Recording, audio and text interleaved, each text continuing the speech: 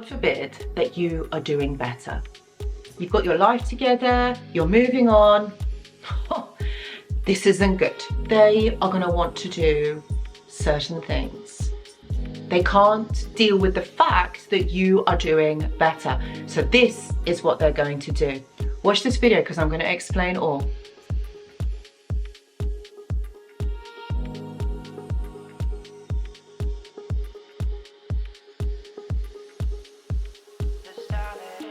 Hello my friends and welcome back. I hope that you're all doing really well. So in this video, I specifically wanted to look at, is what the narcissist will do when they find out that you are doing good, like you are doing so well in your life, or maybe that's how the narcissist perceives that you are doing, that actually you are moving on, you have forgotten about them, and you are moving forward in your life. You seem happier, maybe they are watching you on social media, because usually that's probably what is going on and that's how they find their information out, or they have got flying monkeys, they've got people watching you, This is what they do. All right, so however they got their information, they know and they can see that you are doing good. Or it might be, there is this other part of it, it might be that actually within you, you have changed. You have changed the way that you interact. Maybe you have stopped thinking about them. So energetically, you have removed that focus, that attention on them. And believe me, they can feel this, they will feel this. So whichever scenario you are in, they see that you are doing better. So they're going to do exactly this. This is what I'm going to be talking about in the video.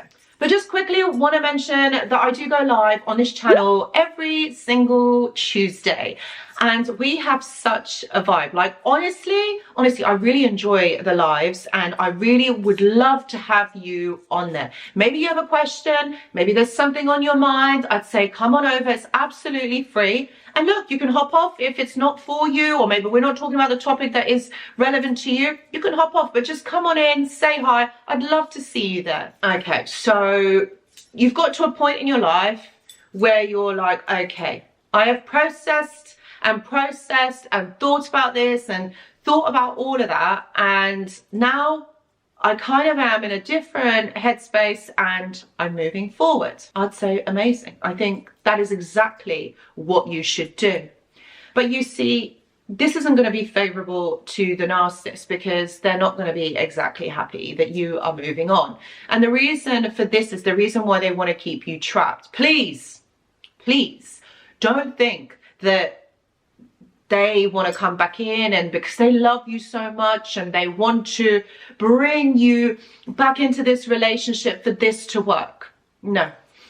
They're going to hate the fact that you are doing better for various reasons. Okay, and I'm gonna talk about what they will actually do as well. So they're going to hate the fact that you are in this headspace because, like I said before, energetically, you're not supplying them that energy, that attention. And how will they know? You're going to say, Anushka, how will they know when I'm not even in contact with them? Well, there's something about your demeanor. There's something about you that will change. Think about it. When you're in a more positive headspace, you're going to be talking differently. You're going to be thinking differently, but you're also going to project that energy, like your body language, the way you hold yourself. All of this is going to be different. And this is going to be evident. For example, they may be watching you over on social media. They may have other people that, you are still in contact with. Or it could be that actually, for some reason, they can feel it. They have their sources. Look, I don't know how they know, but they know. So they're going to feel the fact that you are getting on, you're moving forward, you're feeling better about yourself. And exactly this is what the whole aim of this whole exercise is for you to move forward, be in a better, more positive headspace. But the narcissist is not going to like this because they don't have access to you in whatever capacity that is. They don't have that access to you. So they are going to hate the fact that you have seen through this. You're not interested in them anymore because this triggers them. This triggers their abandonment wound. Even though many of you were discarded by them, they still are going to see this as abandonment. Not that you have abandoned them, but this is how they interpret it. Remember, guys, I always say this, they like the way that they perceive relationships, the way that they perceive social and emotional cues is going to be different to the way that you see them. So this is where they're going to be in all of this. They are going to not like the fact that you have gone, because you're not supplying them attention and validation anymore. You know, when you have someone who is so obsessed and hypervigilant on getting those needs met, on getting that energy, that information, that validation, they're going to hate the fact that you are moving on, that you are leveling up, you're moving forward, you're doing other things that are taking priority over your time, over your emotions, over your energy. And also, let's not mention, like many of you probably would have got into new relationships or new partnerships. They are going to hate this, because that means that they have lost that access to you. Not because they want a healthy, happy relationship with you, or that they have changed, because believe me, they don't. What they are going to hate is that they don't have that access. Remember, when the narcissist left, they never gave you a finality. They never gave you an answer or closure to what has happened in this scenario. So this left you very confused and scratching your head trying to think what actually has happened here. So you never got those answers. So you've got to a point now where you're like, okay, well, I'm not going to get those answers anymore, so I'm going to move forward. And so you have. And they just don't have that attention, that energy from you. And that's what will happen. So there's two things that will happen going forward from this point. The first one is that they are going to want to destroy you. They are going to want to punish you in their way, meaning that they are going to probably smear campaign you. So they're going to like say false truths about you. They might smear you online, on your social media accounts. They might tell other people that actually there's something wrong with you and how they have been so hard done by. This is probably the second wave of smear campaigning after the end of that relationship. This is going to be the second one. They might even lash out with statements as well against you, because they know that it's going to affect you. They know it's going to make you feel a certain way. So what better way to affect you but by telling lies and being nasty, verbal abuse, all of this. This is why I say you've got to protect yourselves, my friends. You've got to close that access that they have to you, that they can't get to you to be able to do this. Because remember, these people are very rageful. They're very impulsive. They can't control their emotions. So a lot of them dissociate. A lot of them actually live in this fantasy illusion world that they think that their beliefs are actually right. So they're never challenged. In their mind, they just think that they are right and you are wrong. You should listen to what they say because they are absolutely right. They forget conveniently that you have free will and you can think for yourself. So ultimately, what they want to do is destroy you. They want to destroy you so that you don't feel good, so that it stops your progress of moving forward, because they are vindictive like that. They don't want you to do better. Remember, this is a competition. This is a competition that you didn't even know that you are in, but for them, it's all about one-upmanship. If you're doing better, no, you're not going to be doing better than me. I'm better than you. So I'm going to bring you down. That's ultimately what they will do.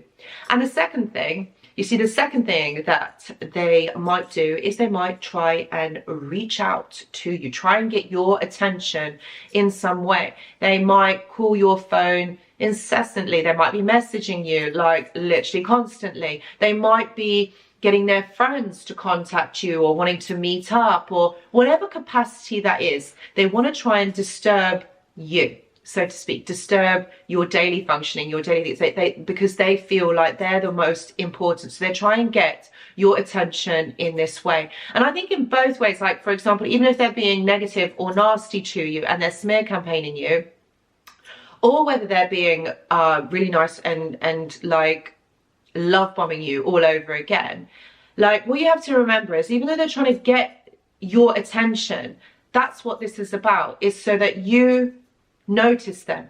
Okay, it's like they're going, hey, come on, can you notice? I'm being nice, I'm being horrible, like hello, can you notice me? Because they want to affect you in some way. They want to stop you from moving forward. Remember, narcissists feel that they own you. They feel like they are entitled and they are allowed to have this access to you. They don't give you personal space, nor do they even respect your boundaries. So they're going to be doing this because they want to affect you in some way. They want you to notice, to give them attention. Remember, this is all about validation. This is their number one need, okay, that needs to be validated. So as long as you are doing that, as long as you are conforming and getting irritated or annoyed, or you're being nice back to them, they're going to love this. And they're going to try and keep this going for as long as possible. The narcissist will hate it that you are doing better because they are not your priority anymore. And they're not getting their needs met from you. Regardless if they have anybody else, it doesn't matter. That does not matter. They want as many people as they can have, so that the more that they do, the better it is for them. Can you see how unstable it is, this way of thinking? Can you see how this is just so strange? So understand that the narcissist isn't for you. They're not, they're not your cheerleader. They don't want you to do better. They don't actually want you to move on. But you've got to do the opposite. You've actually got to move on and keep going forward. Because if you get stuck back into this dynamic, you're going to be going through that cycle again. And you're going to be right back here again. So be strong and see through the illusions, see through the games. Because this isn't about a relationship that is going to last, that is going to grow. It's not about that.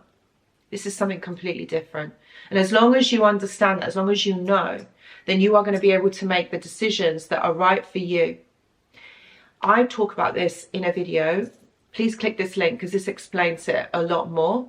I also do one-to-one consultations. If you're interested, please see the description box below.